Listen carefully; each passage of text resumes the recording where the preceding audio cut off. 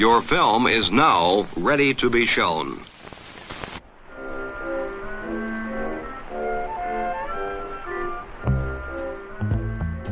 Good morning. I'm Justin Hendricks, editor of Tech Policy Press, a nonprofit media venture intended to provoke new ideas, debate, and discussion at the intersection of technology and democracy. Today is the 3-month anniversary of the vicious Hamas attack and abduction of hostages that ignited the current war in Gaza. Just before the new year, the Atlantic Council's Digital Forensic Research Lab, DFR Lab, published a report titled Distortion by Design: How Social Media Platforms Shaped Our Initial Understanding of the Israel-Hamas Conflict. This week, I spoke to the report's authors about their observations of the role that platforms operated by X, Meta, Telegram, and TikTok have played in shaping perceptions of the initial attack and the brutal ongoing Israeli siege of Gaza, which now continues into its 4th month. Evident across all the platforms, they write, is the intertwined nature of content moderation and political expression, and the critical role that social media will play in preserving the historical record. I'm Emerson Brooking, a resident senior fellow at the Digital Forensic Research Lab. I'm Layla Meshkour, an associate editor at the Digital Forensic Research Lab. I'm Jacqueline Mallory, and I'm an assistant director at the Digital Forensic Research Lab. And you are all three authors of The Big Story, published by the Atlantic Council on December 21st, just before the new year. How social media platforms shaped our initial understanding of the next 3 months of this conflict that, of course, started early on October 7th in local time there.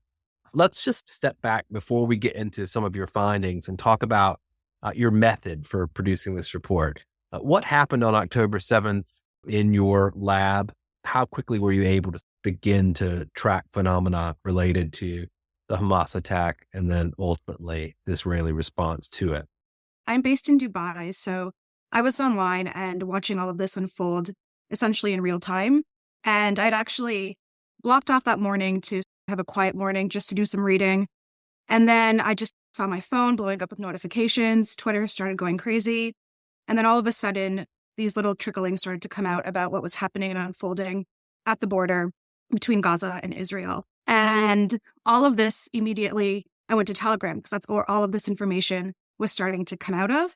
And I started just documenting, trying to create a monitoring system immediately to document the key channels where things were taking place, the network of channels outside of that were further amplifying the claims that were happening, and then, of course, trying to track this movement of information from Telegram onto other platforms, primarily X. But in those first few hours on October 7th, everything was really centralized on Telegram in terms of trying to understand what was happening, and that was mostly coming through the updates directly from Hamas via their Al-Qassam channel on Telegram. And so all of this really unfolded on Telegram as the key space where we sort of saw the little trickling start to emerge from this space. And then in terms of our methodology, I think on day one, we were focused on tracking and monitoring. So documenting every instance for future geolocation and future security research in terms of where are we seeing flashpoints of activity, where are we seeing trying to archive any content that was coming online. And then, of course, putting that all into basically one giant document for further analysis as things continue to unfold. In many ways, this question is the story of the piece. So I started work a few hours later. I was on travel in Istanbul, and at least as is my habit, I turned first to Twitter, now X, to try to figure out what was going on. And so my entry into monitoring the conflict was seeing the first images and video of the attack being taken from Al-Qassam Brigade's Telegram, being redistributed on Twitter alongside the first Israeli government statements. And then crucially, I began to feel like I had some grasp of what was happening, seeing Americans begin to log online, people from later time zones, and then how different political elites were processing or reprocessing these events. And I confess that since I woke up to the news in Washington, D.C., and like my colleagues, obviously, first jumped to X and some Telegram channels, but I also opened TikTok. And if you're unfamiliar with how the TikTok app works, it's an auto-playing feed. So in many ways, there was almost no conscious effort to monitor. It was just very much open up, go with the tap of your fingers. So similarly, try to archive and document that process.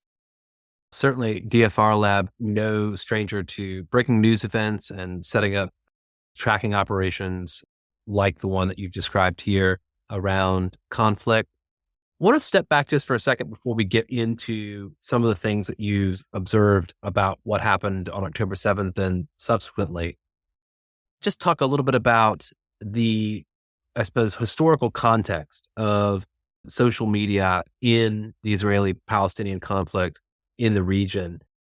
When it comes to the historical situation here, Facebook has always been one of the main key players in terms of the platform that's being used in tandem with activities that are happening on the ground, going back to the 2014 war, going back 2016, 2015. We've seen several instances where activities on the ground were playing out in tandem with activities happening online and primarily on Facebook because that platform has a very strong grasp in the Middle East. And right now, we've seen that evolve to include WhatsApp and Instagram and other platforms, but Meta overall has a strong foothold in the region. And so going back to 2021, for example, that's where we saw these first sort of strong inklings of controversy emerging from how Meta is handling the content moderation decisions that surround the Israel-Palestine conflict. And in 2021, it received a lot of backlash because it was blocking hashtags, restricting hashtags. There were reports of accounts being restricted, having limitations put on them. And a lot of this was chalked up to errors that had happened or bugs or glitches. But what it meant in real time was that as raids were happening on a mosque, people were limited and unable to post what was happening on the ground. And they were restricted from sharing their reality to social media. And that caused a lot of backlash for Meta. And in response to that, it took steps to try and address that backlash. And it brought in Business for Social Responsibility to essentially run a sort of audit on how its policies and practices played out and the impact that they had. Business for Social Responsibility found that there was a over-enforcement on Arabic content. And what that meant was that Palestinians were limited in their ability to express themselves, in their ability to organize online, to communicate. And to address those findings, Meta essentially took 10 of the 21 recommendations under consideration. What's really interesting here is that in the weeks before October 7th, in September, Meta had released an update to address how it was implementing these 10 of 21 recommendations. And what it had said was that many of these recommendations were in progress and set to be implemented in 2024. And so that's quite interesting because a lot of the issues that the platform is facing right now, it had a sort of head start in knowing that these are issues that will emerge, that often come to the forefront in this conflict. And it's had a head start in trying to mitigate these risks and mitigate these issues. However, most of those strategies were not actually in place on October 7th. And so it's quite interesting to see how it was better prepared in one sense to understand how this might play out. But on the other hand, slow to sort of implement the recommendations and unable to meet the moment right now in terms of these really difficult moderation decisions. One of the recommendations, for example, was around creating policies when it comes to content that praises or glorifies violence. That has been obviously a very key element of the moderation decisions here. And so had that been implemented earlier, it'd be really interesting to see if or how things might have been different. I suppose it was in 2021, we started to see these Facebook implement these special operations centers, kind of set up these particular operation groups to look at the conflict in Israel and Palestine.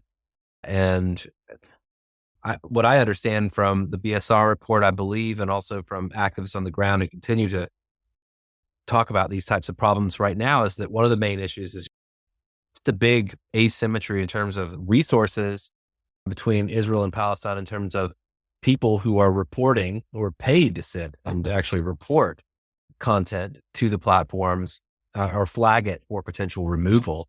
You've got a much larger and more professional operation in Israel to do that versus the situation perhaps in Palestine? Yes, so this Israeli cyber unit is quite interesting as we don't know a lot about how exactly it operates or its relationship with Meta. What we do know from this specific conflict is that Forbes had reported that the cyber unit said that their request to platforms, Meta, X, I don't have the comprehensive list right now in front of me, but to all the major social media platforms had increased tenfold. But most of those requests were being sent to Meta. And then Israel had also said that 95% of those requests had been successful. So that is quite telling. But we don't actually have any mechanism for fully understanding the scale of the requests, the nature of the requests, the mechanisms for how Meta determines whether those requests are acceptable or not. Based on the words of Israel alone, it seems that those requests are often very successful. But there's a lot of opaqueness surrounding how this exactly operates. And it doesn't appear that there is a system for Palestine. There's no counter system for Israeli content to be mass reported in that same way or mass surveilled in that same way for reporting to social media platforms. Something else we've seen in this conflict is, in addition to formal government requests, in addition to the Israeli cyber unit, there's been an unprecedented activation of the Israeli tech sector and civil society. I've seen nearly a dozen different reporting pipelines, which don't appear to have any direct government affiliation, although in many cases they appear to be adjacent to the government.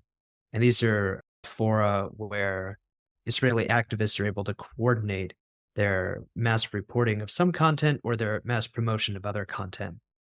And as Layla observed, these are mechanisms which are not available to Palestinians.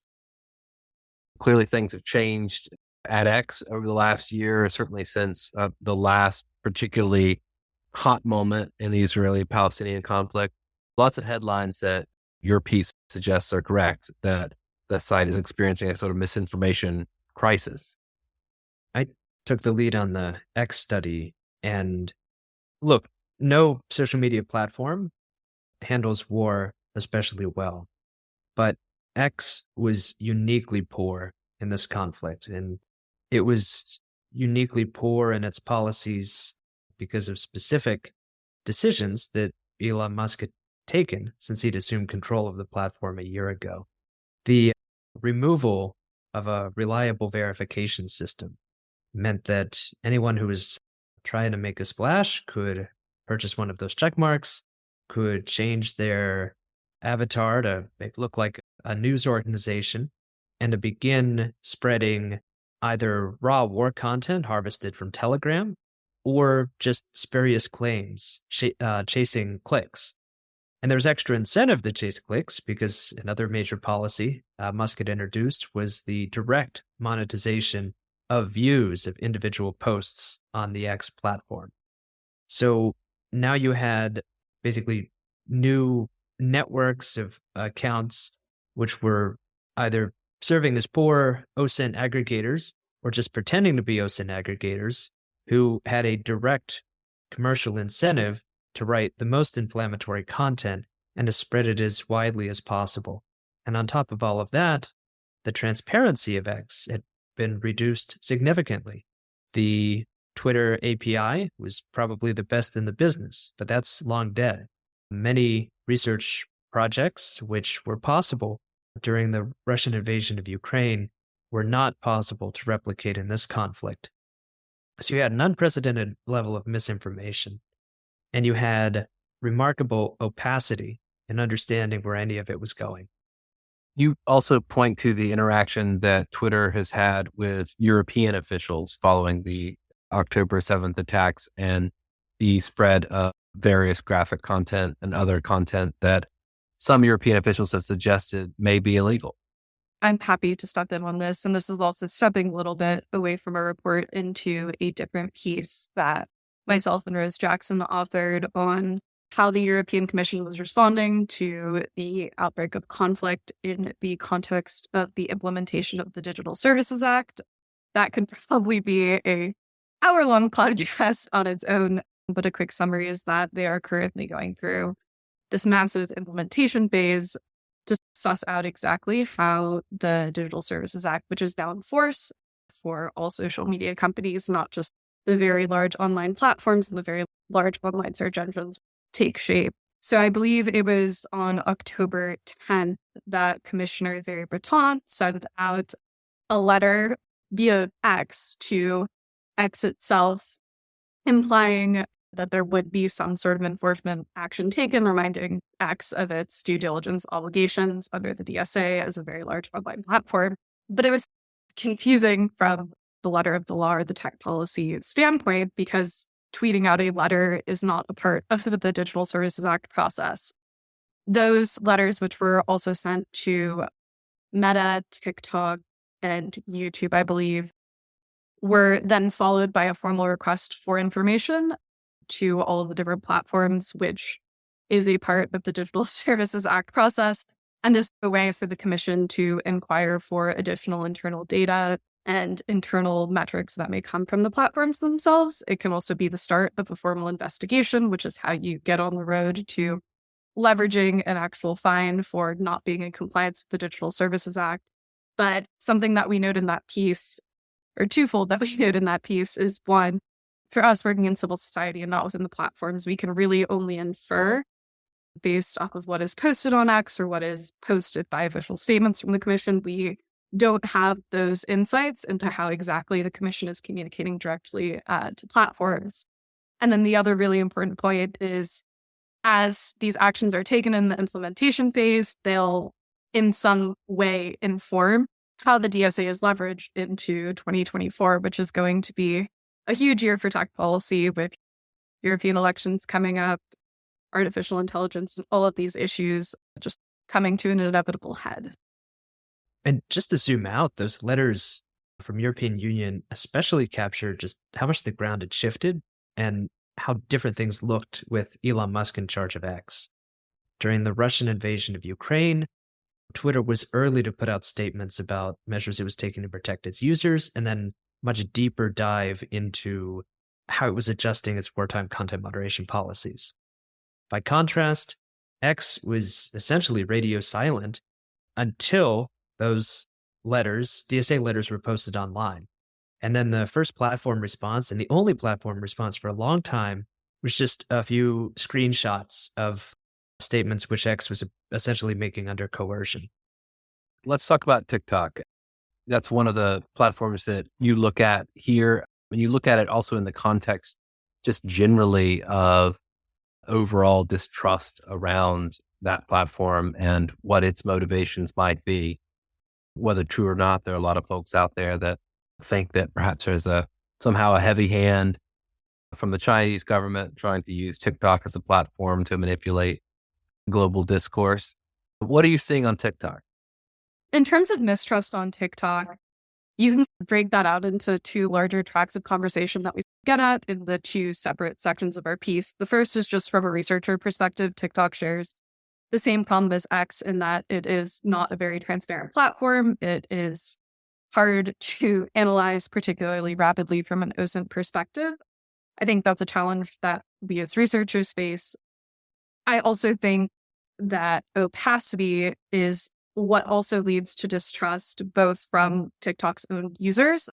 The way that Layla mentioned, users use alternate phrasing such as unalive or SA to describe violent actions taken during a conflict on platform is something that is not unique to this conflict or this political event. It's been a longstanding trend on TikTok. So there is that high level of distrust with people that are on the platform towards the platform, and they feel a lack of accountability from TikTok, I would say, in terms of how those content moderation actions are taken. I also think that opacity and also an unfamiliarity in some instances with how the app works, the way that hashtags are measured, are also fueling a lot of the bad faith analyses that we see in the US political press. There was a lot of coverage over what hashtags mean on TikTok, and that became a major flashpoint that also in turn fueled political discourse or reignited political discourse in the US around a TikTok ban or the app's ostensible or supposed ties to China. So I would separate that sort of distrust into two separate tracks of issues, all stemming from the lack of, it's really hard to keep track of what is or is not going on platform. I would just say that TikTok's monetization is on steroids relative to other social media apps, and particularly the quote unquote more legacy apps provided by Meta, YouTube, or X now. On TikTok, outside of the general suite of creator tools like affiliate links or brand sponsorships, etc., which typically are not good ground for posting political content because brands do not want to get involved with political content. TikTok's creator fund, as well as its ability to monetize live matches or live streams, as well as its ability to monetize filters, have really set the platform apart in this conflict as a way to generate income by posting content on both sides. Can you maybe just give me a couple of examples around that for some of my listeners that may not be big TikTok users? What types of phenomena are you seeing? How are people making money off filters or live streams? Live streams, particularly, we mentioned this in the report, live matches allow two users to square off in a competition. And what we've observed in this conflict is one user will be draped in an Israeli flag and another user will be draped in a Palestinian flag, and they will be encouraging TikTok users to spend money to send digital tokens to one creator or the other, and whichever creator makes more money over the course of that match ostensibly somehow represents popular support of the conflict. And obviously that's not true. It's just an enrichment scheme or almost a scam.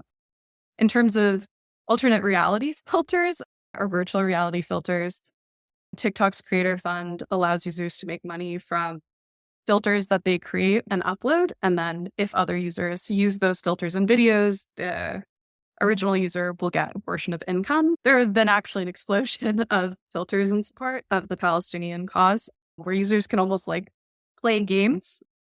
The TikTok app will like track your eye movement, and it will allow you to move a little avatar across the screen.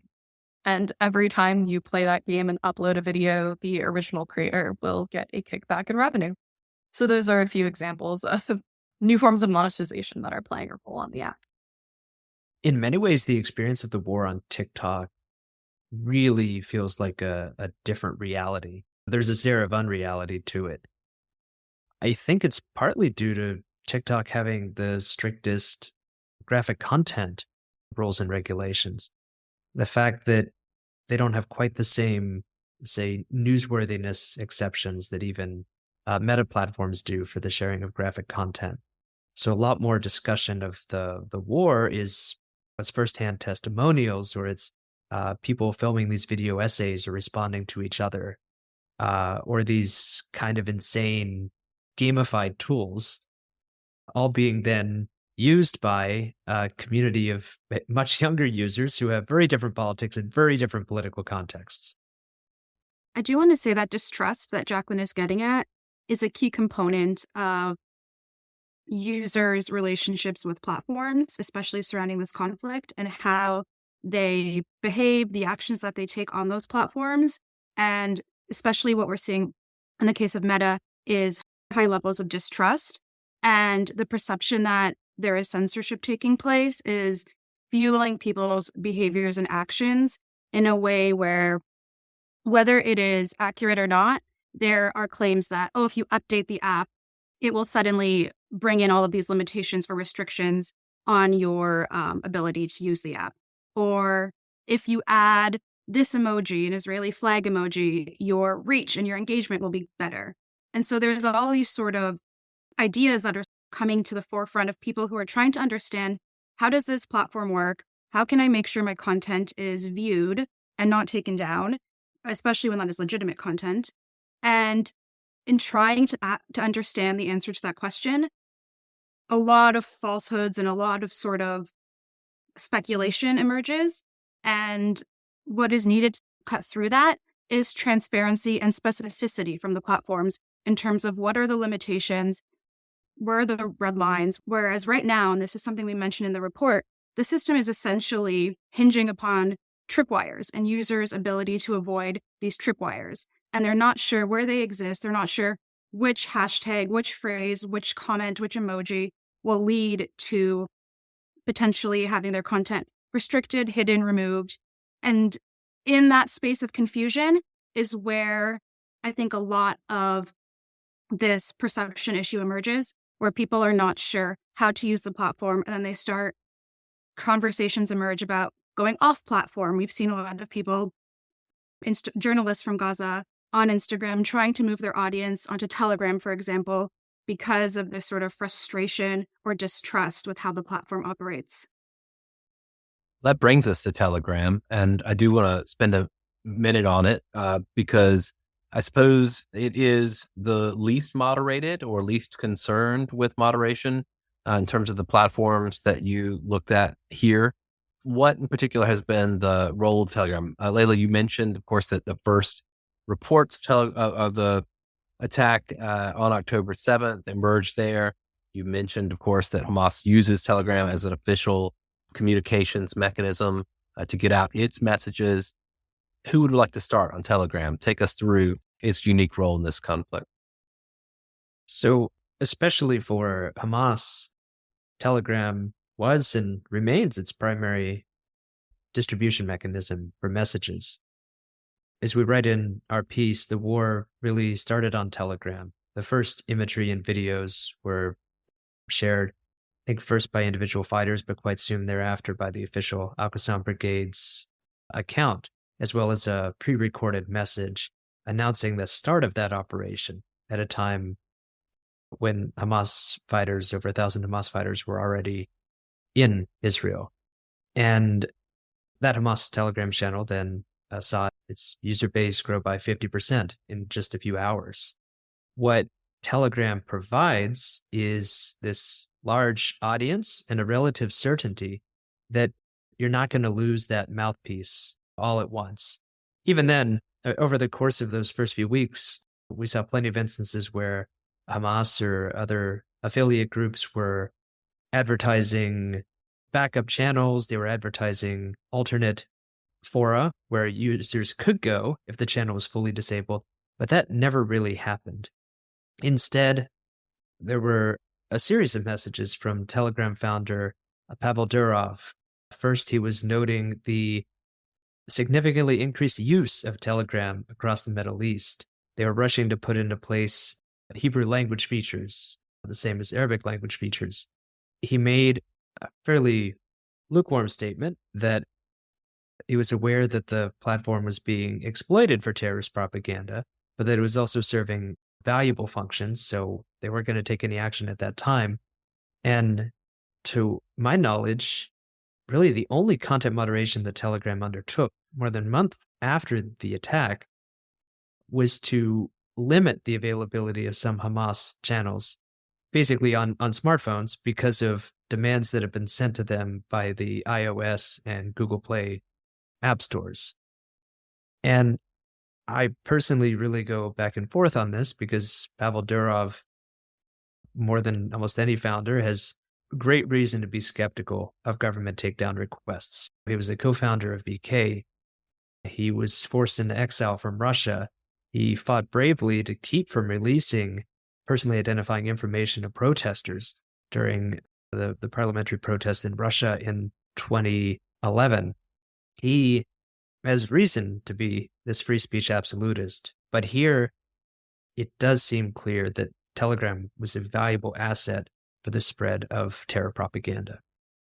Maybe that just opens us up to talk about some of the things that you get onto in the question you pose at the end. Can the platforms thread this needle? You say that the decisions these companies will take have consequences for millions of people. Sometimes, of course, those consequences are life or death. And in this case, it seems very much the case that is true. I don't know. How are we doing?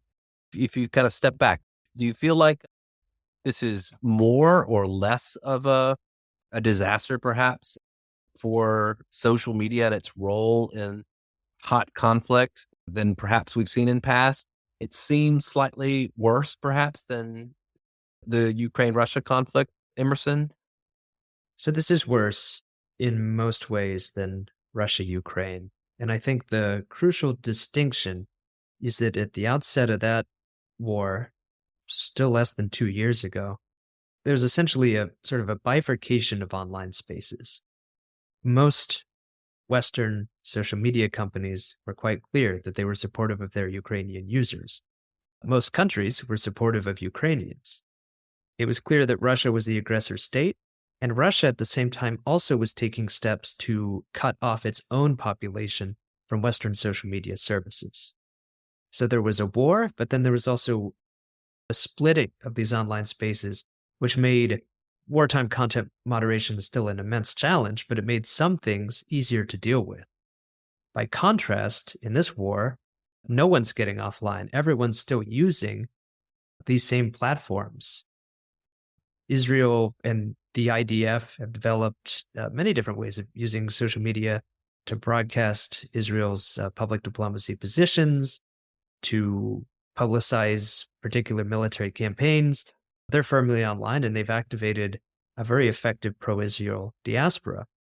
On the other hand, we've talked about Hamas's exploitation of a few social media platforms, but there is that much broader Palestinian diaspora and pro-Palestinian political movement around the world, really whose only recourse in instances, because they don't have effective state representation, their only recourse is to draw international sympathy, to use international organizations to themselves draw publicity to their cause and to draw attention to the immense amount of death, more than 22,000 people in 2.5 months.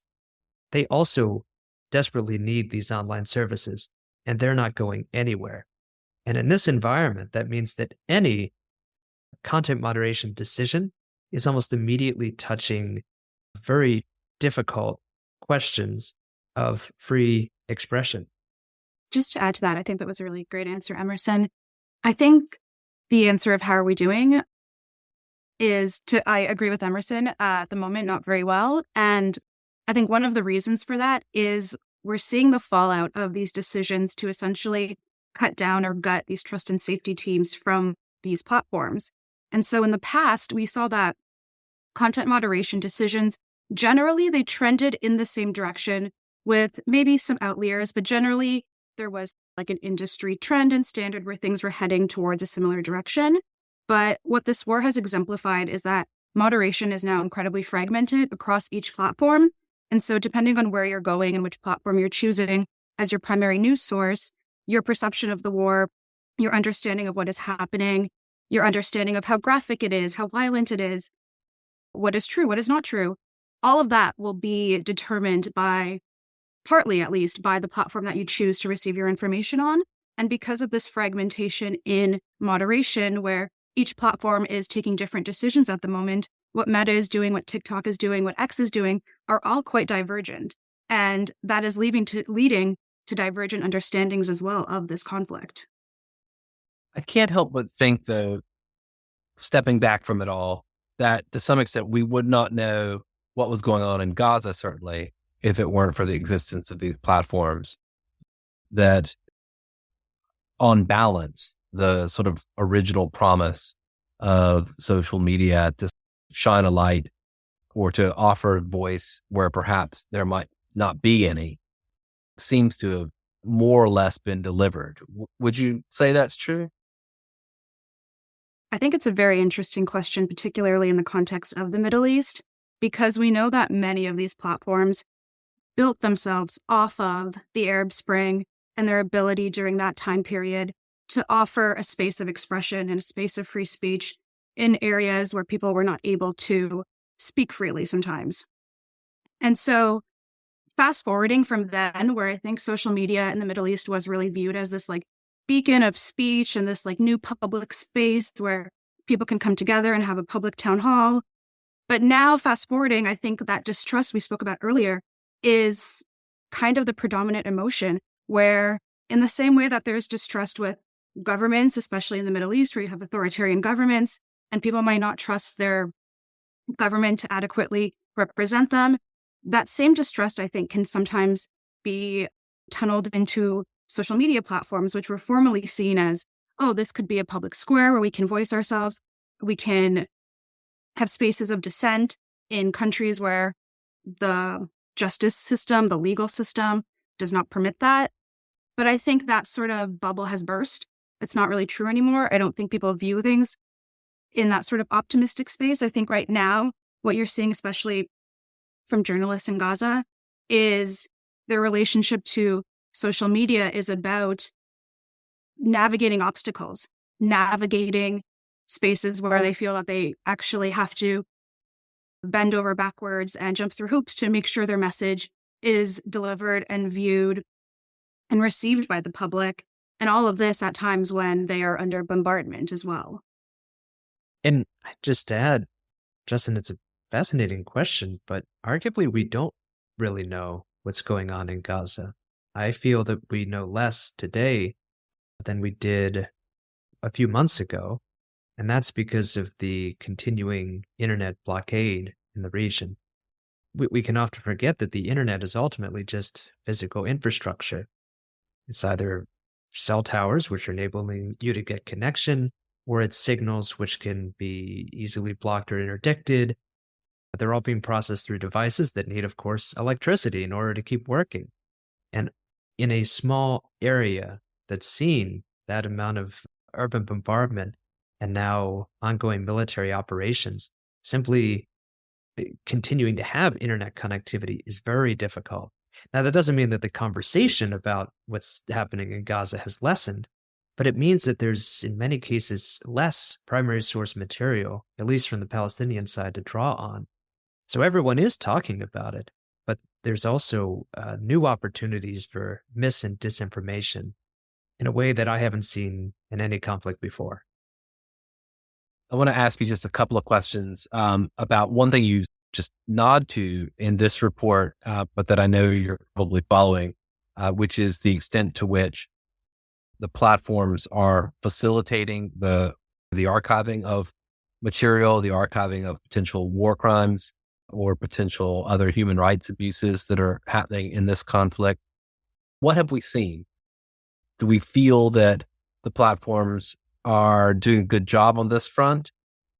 And I guess a secondary question, there was an enormous amount of activity at the outset of the Ukraine war to spin up tracking and archival activities and projects, and a lot of essentially receptacles for that within Ukraine, within the Ukrainian government. I know they set up multiple ways that citizens and others could essentially share material or report war crimes, what have you. I don't get the sense that a lot of that type of infrastructure is available to Palestinians or is well established in the region generally. Is that right? What would you say about this? What issues kind of have arisen over the last couple of months when it comes to the preservation of documentation and material? I think the preservation and documentation of material is incredibly important right now, and it is not a huge part of the conversation, and it should be. At the moment, I don't think any platform has made clear any sort of archival process that it is undertaking. Anything that is being done at the moment is being done at a grassroots level or a CSO level, which can be just individuals trying to, whether it's journalists, researchers, I know us on our team, just documenting, taking screenshots, archiving everything that you find. And then, of course, that being done on a more sort of institutional level with organizations like Hamla, which is set up its reporting mechanism. But a lot of this is just individual and grassroots. There's no real mechanisms right now for the archiving of the content that's emerging. And that's especially important because the content is living in Instagram stories, which are only up for 24 hours, private Telegram groups. And these are spaces where that content can easily disappear. And so that question still remains to be answered. And I think one interesting part of this conversation is we haven't really spoken about YouTube at all during this conversation. It hasn't really been a major player here. It has been a player, but not a major player. And this is just my own speculation and thinking here, but I think it's quite interesting when you compare this to the Syrian war, where YouTube was the primary platform where people on the ground were uploading their footage, uploading their video. And we saw YouTube make a lot of mistakes in how it handled all of the firsthand raw footage coming from the Syrian war. There were mass deletions of videos that, again, fueled lots of distrust. And I think that distrust could be a factor in why YouTube is not really a major player right now in this conflict, because we've seen it previously poorly handle archival footage from a war. And so the question now that emerges is how and which platforms, if any, will take on this duty to archive content. Yeah, the YouTube question really does demonstrate how much the broader tech landscape has shifted. A few years ago, obviously YouTube would have been part of a report like ours. These days, though, it's all Telegram. That is ground zero for war-related content, and that's effectively where a lot of the stuff ends up being archived as well. YouTube will play a role in the history of this conflict, but unfortunately, I think it'll be mostly bad video essays that radicalize the next generation. As this conflict continues into 2024, with no real sign yet that it will have an end at any time in the next few weeks or perhaps months, what are you looking for? What phenomena are you following most closely? What types of changes are you hoping to observe? So as we look ahead, I'm most interested in the intersection between attention and war. In the case of Russia's invasion of Ukraine in 2022, the world, it felt that the entire world was paying attention for a few weeks.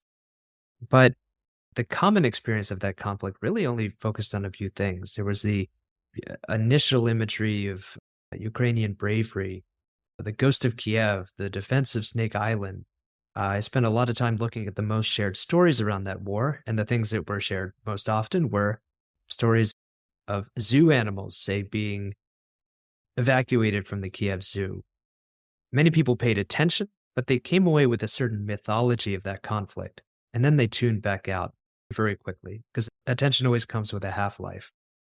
And similarly, the entire world did tune in for October 7th. Many have remained tuned in for the terrible bombing and suffering of Gaza that has preceded. But people are also now beginning to tune out. They are tuning out having taken with them just really a few fragments of what will continue to be a difficult and ongoing conflict. And so as we go into 2024, I think myth-making around this war will begin to take center stage. This myth-making will intersect and collide, certainly with the 2024 U.S. election. So even as the conflict itself is entering a different stage, I think that the war about the war will just be beginning online. Yeah, going off of Emerson's point, in the report we discussed how content moderation policies are shaping user perceptions of the war and also touching on tech policy discourse as it's occurring around the world. So I'll definitely be watching. As we discussed earlier, there were the European Commission's statements on how platforms are responding to the crisis in the US. It reignited this pervasive debate on what to do about digital platforms and the internet writ large. So I guess whether those statements will actually impact the slow-moving arc of technology policy, or if it will just be a flash in the pan in terms of how we perceive and seek to govern these online platforms. I agree with everything Emerson and Jacqueline said, and I think that the last sort of piece of the puzzle there is once this conflict does end, whatever the ending looks like, there also needs to be space for reflection and accountability in terms of how all of this unfolded online. Everything that's happening right now is happening so quickly. The mass of disinformation is immense, and I don't feel that there is much space to actually reflect on what is happening. When we look at the sheer number of wild claims, the conspiracies, and then also all the truth hoods, all the legitimately horrible things that are coming out, and trying to discern the fact from the fiction, I think still we are in a place where we have a lack of clarity about what really happened, the extent to which certain claims are true. And so I think once there is an ability to slow down, because right now we are still in a very fast-paced environment, I think there needs to be the ability to reflect on what really happened and trying to bring clarity, whether that's independent investigations, whether that's just having the luxury of time to better assess the facts. I think that a lot will still emerge once this fog of war dissipates. I want to thank the three of you for this analysis and this effort to perhaps do what you say, Layla, which is to pause and reflect and try to understand these phenomena and perhaps put them in a larger context. And hope to talk to you when perhaps we can look back in a more peaceful moment and reflect on what could be different. Thank you. Thank you.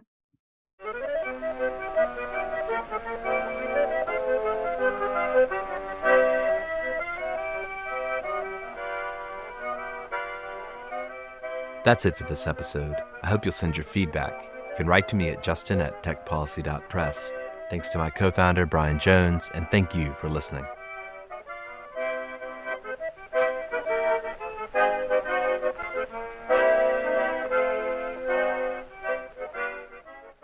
Tech Policy Press.